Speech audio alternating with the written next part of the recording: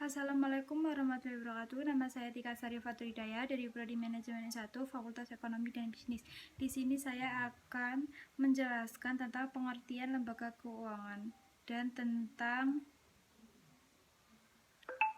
tugas dan wewenang OJK.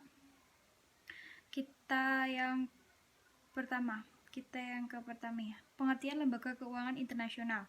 Lembaga keuangan internasional adalah lembaga yang didirikan untuk menangani masalah yang bersifat internasional, baik berupa bantuan pinjaman maupun bantuan lainnya. Kita lanjut ke yang Bank Indonesia, Bank Dunia. Bank Dunia merupakan lembaga keuangan internasional didirikan dengan tujuan untuk memecahkan masalah internasional, terutama yang berkaitan dengan masalah moneter dan keuangan lainnya. Kegiatan utamanya pada waktu itu difokuskan untuk membantu proses rekonstruksi bagi negara yang menderita karena Perang Dunia Kedua. Bantuan yang diberikan oleh Bank Dunia dari tahun ke tahun semakin beragam. Hal ini sesuai pula dengan perkembangan negara di dunia. Sumber-sumber dana Bank Dunia diperoleh dari Bank Dunia sendiri, pemerintah asing, dan modal swasta. Kemudian, dana tersebut dikembalikan kepada negara anggota yang membutuhkannya, dengan resiko dibebankan kepada negara yang bersangkutan. Asal mula Bank Dunia adalah dari International Bank for Reconstruction and Development, IBRD. IBRD didirikan dalam rangka memecahkan masalah moneter dan masalah keuangan lainnya. Pendirian Bank Dunia tahun 1945 ini bersamaan dengan didirikannya International Monetary IMF. Tujuan berdirinya kedua lembaga ini sama, yaitu dalam rangka penyediaan perangkat moneter dan keuangan untuk menuju ke arah kemakmuran dunia. Bank Dunia mulai melakukan kegiatan tahun 1946. Bank Dunia saat ini memiliki dua keanggotaan yang meliputi keanggotaan International Financial Corporation dan International Development Association, IDA. Kita lanjut yang ketiga kalau nggak salah.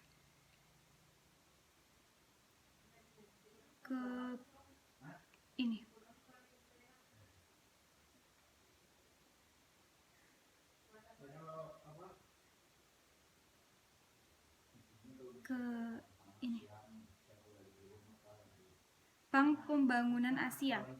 Bank Pembangunan Asia dalam rangka memberikan bantuan keuangan kepada negara-negara di Asia.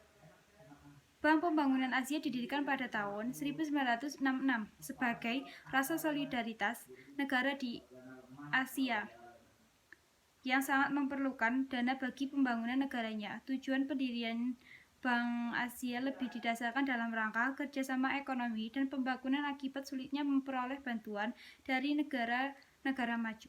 Tugas bank tersebut yaitu meningkatkan kerjasama yang lebih erat di berbagai bidang dengan sesama anggotanya.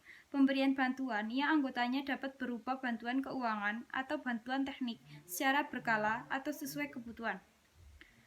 Adapun kegiatan Bank Pembangunan Asia antara lain memberikan bantuan pinjaman untuk berbagai proyek, baik mata uang lokal maupun mata uang asing. Memberikan bantuan teknik berupa penyediaan jasa konsultasi, penyediaan jasa teknik ahli. Kita lanjut yang ke OJK. Pengertian OJK adalah sebuah lembaga negara yang memiliki fungsi dan tugas dalam penyelenggaraan sistem pengaturan dan pengawasan terhadap industri jasa keuangan secara terintegrasi. Beberapa yang termasuk dalam industri jasa keuangan yang masuk dalam pengawasan OJK di antara lain adalah perbankan, pasar modal, asuransi, dana pensiun, lembaga pembiayaan, dan berbagai lembaga jasa keuangan lainnya. Latar belakang didirikannya OJK yaitu karena adanya kebutuhan dalam hal penataan beberapa lembaga pelaksanaan yang bertugas mengatur dan memberikan pengawasan di sektor jasa keuangan. Kita Lanjut ke mengacu pada pengertian OJK di atas, berikut ini adalah beberapa hal yang melandasi pembentukan orientasi jasa keuangan. 1. Amanat undang-undang. 2. Perkembangan industri jasa keuangan. 3. Konglomerasi lembaga jasa keuangan. 4. Perlindungan konsumen, dan lain-lain. Tugas dan wewenang OJK. Tugasnya yaitu secara umum ada 3, yaitu 1. Mengatur dan mengawasi kegiatan jasa keuangan baik di sektor perbankan maupun non-perbankan. 2. Mengatur dan mengawasi kegiatan jasa keuangan di sektor pasar modal. 3. Mengatur dan mengawasi aktivitas jasa keuangan di sektor asuransi, dana pensiun, lembaga pembiayaan, dan lembaga keuangan lainnya. 2. Wewenang OJK itu ada beberapa dalam tugas pengaturan dan pengawasan. Salah satunya yaitu menetapkan peraturan perundang-undangan di industri jasa keuangan, membuat dan menetapkan peraturan tentang pengawasan di industri jasa keuangan, membuat dan menetapkan kebijakan dalam pelaksanakan tugas OJK.